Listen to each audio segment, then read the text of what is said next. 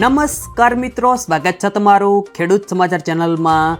આજના આ વિડીયોમાં હવામાન વિભાગ અને અંબાલાલ પટેલ દ્વારા ગુજરાતમાં ભારે વરસાદની આગાહી કરવામાં આવી છે। ત્યારે આજે પણ ઘણા જિલ્લામાં ભારે વરસાદ પડશે।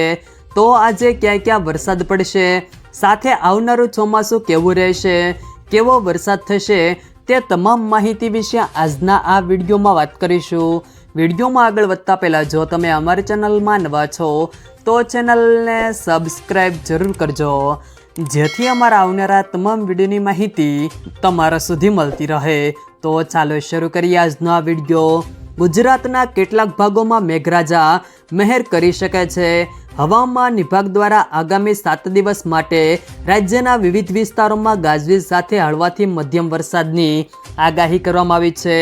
ખાસ કરીને દક્ષિણ ગુજરાત અને સૌરાષ્ટ્રના કેટલાક જિલ્લાઓમાં વરસાદ પડવાની શક્યતાઓ છે। આજે ગુજરાતમાં દાહોદ, છોટાઉદેપુર, નર્મદા, ભરૂચ, સુરત, તાપી, ડાંગ, નવસારી, વલસાડ, ભાવનગર, રાજકોટ, અમરેલી, જૂનાગઢ, ગીર સોમનાથ, દીવ, દમણ અને દાદરાનગર હવેલીમાં છૂટાછવાયા સ્થળોએ ગાજવીજ સાથે હળવાથી મધ્યમ વરસાદની સંભાવના છે। સાથે હવામાન નિષ્ણાત અંબાલાલ પટેલે પણ રાજ્યમાં ચોમાસાને લઈને ગરમી અને ભારે વરસાદને લઈને આગાહી કરી છે।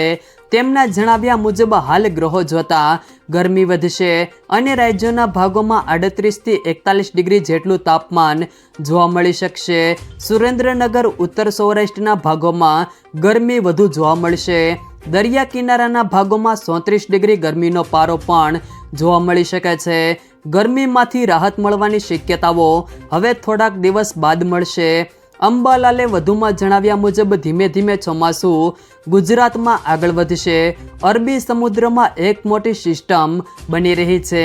બંગાળ ઉપસાગરમાં પણ એક સિસ્ટમ બની રહી છે। આ બંને સિસ્ટમના કારણે 13થી 19 જૂનમાં ગુજરાતના ભાગોમાં વરસાદ થવાની શક્યતાઓ રહેશે। 22 જૂન સુધીમાં ગુજરાતના તમામ જિલ્લાઓમાં ચોમાસું બેસી જશે। આ બે સિસ્ટમને કારણે સમુદ્રના ભેજવાળા પવનો ઉપર જશે। બંગાળ ઉપસાગર તરફ 1.5 કિલોમીટર ઉપરના પવનોની સ્થિતિ સારી છે। ગુજરાતમાં તારીખ 13થી 22માં કેટલાક ભાગોમાં ભારેથી અતિભારે વરસાદ જોવા મળશે। સાથે ચોમાસાને લઈને હવામાન વિભાગે પણ મોટી આગાહી કરી છે। ભારતીય હવામાન વિભાગે કહ્યું છે કે દક્ષિણ પશ્ચિમ ચોમાસું 12 થી 18 જૂનની વચ્ચે શરૂ થઈ શકે છે।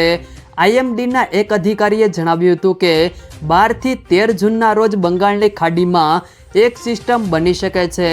જો કે વિવિધ મોડલોને કારણે હજુ પણ કેટલીક અનિશ્ચિતતાઓ છે।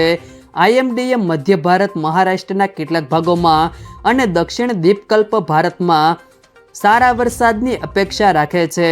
ચોમાસાની ધીમી પ્રગતિને કારણે દુષ્કાળનો સામનો કરી રહેલા વિસ્તારો માટે આ આગાહીથી આશાનું કિરણ લઈને આવી છે।